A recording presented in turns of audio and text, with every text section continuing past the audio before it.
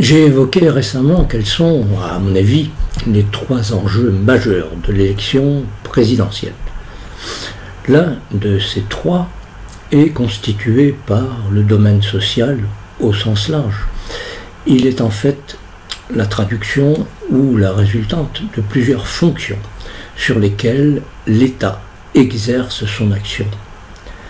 Mais, nous le savons, il dépend pour une bonne part de l'économie, aujourd'hui fortement dégradée, pour de multiples raisons d'ailleurs, en particulier par la politique économique suivie depuis une quarantaine d'années.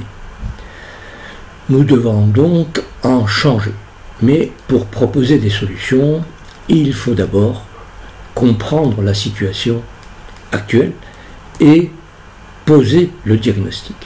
Je prendrai, puisque nous avons eu cette année 2020, une crise sanitaire, prendrai en référence l'année 2019. Si nous prenons les principaux indicateurs économiques, le déficit public à 3%, la balance commerciale avec un déficit de près de 75 milliards d'euros, le chômage près de 10% de la population active en catégorie A, la croissance 1,7%, ils sont tous dans le rouge depuis de nombreuses années. En Europe, la France est la seule dans ce cas.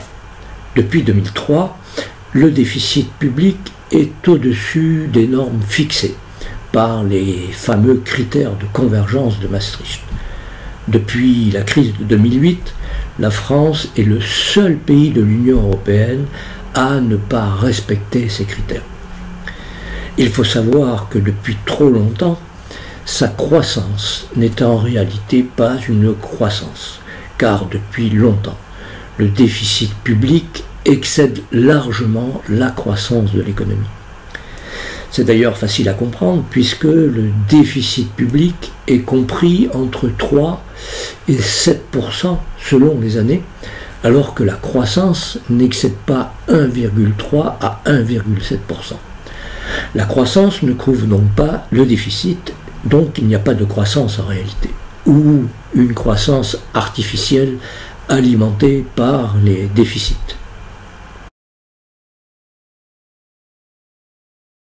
Alors, bien évidemment, cette situation est inquiétante, car la France applique, il faut le dire, en fait, une politique keynésienne en acceptant un déficit pour relancer l'économie qui va mal. Mais ce principe n'est normalement préconisé que pendant une période relativement courte, entre 18 et 24 mois, pour redémarrer une économie en difficulté. Cela permet de maintenir, certes, les activités en place, mais il faut reconnaître que la France use de cette méthode. Depuis 40 ans, et depuis trop longtemps, la croissance réalisée est une croissance en fait dopée par les déficits publics.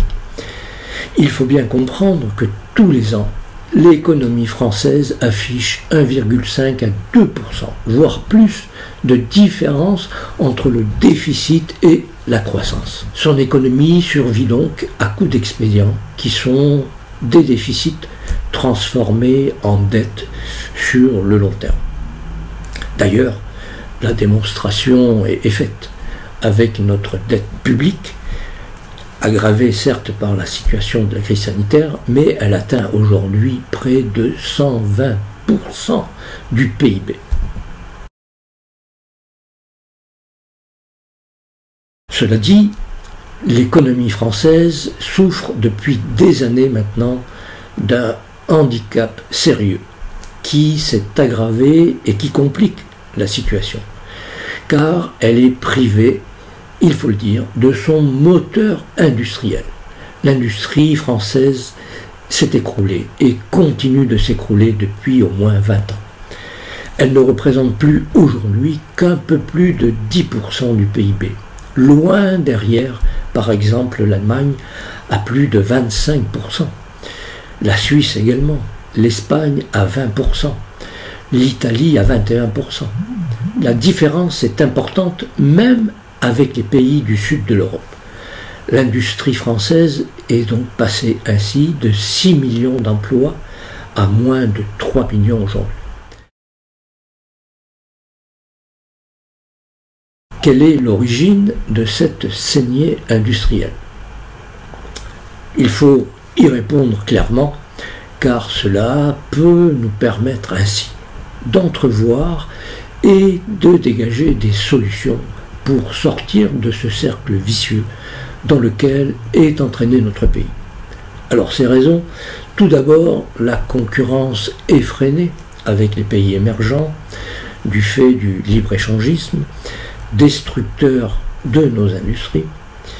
Deuxième raison, le poids des prélèvements qui n'ont cessé d'augmenter au fil des ans, notamment les impôts de production, beaucoup plus élevés, il faut le dire, qu'en Allemagne par exemple. De plus, les entreprises françaises ne font pas assez de marge et sont donc de ce fait fragilisées, et elles ne peuvent pas investir. Elles deviennent ainsi des proies faciles pour les requins de la finance. Troisième raison, nous n'avons pas assez d'entreprises de taille intermédiaire. Beaucoup de PME, mais au-dessus, elles ne sont pas nombreuses. Quatrième raison, un code du travail trop pénalisant. Et enfin, un euro trop cher pour la France, il faut le dire, car il casse la compétitivité de nos entreprises. Ces 5 raisons cumulées entraînent, j'y reviens encore, une balance commerciale terriblement déficitaire. Si nous reprenons les chiffres, en 2019, un déficit de 75 milliards. L'Allemagne, un excédent de 230, l'Italie et les Pays-Bas, un excédent qui dépasse les 60 milliards. Pour 2020, un déficit pour nous de 83 milliards. L'Allemagne, un excédent de 182, et l'Italie, les Pays-Bas, encore un excédent au-dessus de 60. Cette balance commerciale est un marqueur du niveau de compétitivité de nos entreprises. Ces chiffres démontrent la situation difficile de l'économie française aujourd'hui. La perte de son moteur industriel a mis la France dans une situation critique. Son économie n'a plus qu'un seul moteur, c'est la consommation. Mais chacun le sait, en grande partie réalisée sur des produits importés, ce qui aggrave du coup le déficit de la balance commerciale. C'est un cercle vicieux dans lequel nous nous trouvons. La puissance publique a alimenté le pouvoir d'achat des Français en prélevant sur le travail, en prélevant sur l'investissement, en prélevant sur l'activité des entreprises. La dépense publique, qui était de 33% dans les années 60, est aujourd'hui de l'ordre de 56-57% du PIB et est alimentée par des déficits. Cela ne passe cependant pas dans les investissements, la part de ces derniers étant de plus en plus faible. En fait, il faut le dire, cela sert à boucler le train de vie de l'État avec une masse de fonctionnaires trop importante et les revenus de transfert, c'est-à-dire les dépenses sociales, représentent 33 à 34% du PIB. C'est énorme. Ces dépenses sociales étaient de 13% dans les années 60. Il s'agit là, il faut bien l'admettre, d'une conduite de l'économie, d'une conception socialiste. J'y reviendrai plus tard.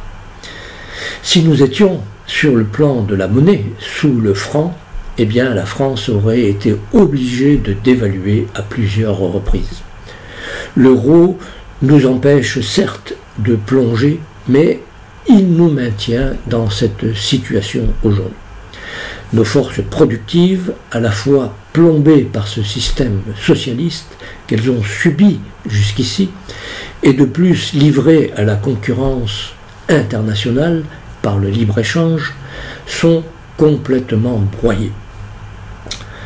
Ce couple socialisme-mondialisme nous a en fait entraînés dans un cercle vicieux et entraîne l'économie française au bord du gouffre. Pour sortir de ce cercle vicieux, il va falloir un profond changement de structure et du système économique. J'y reviendrai.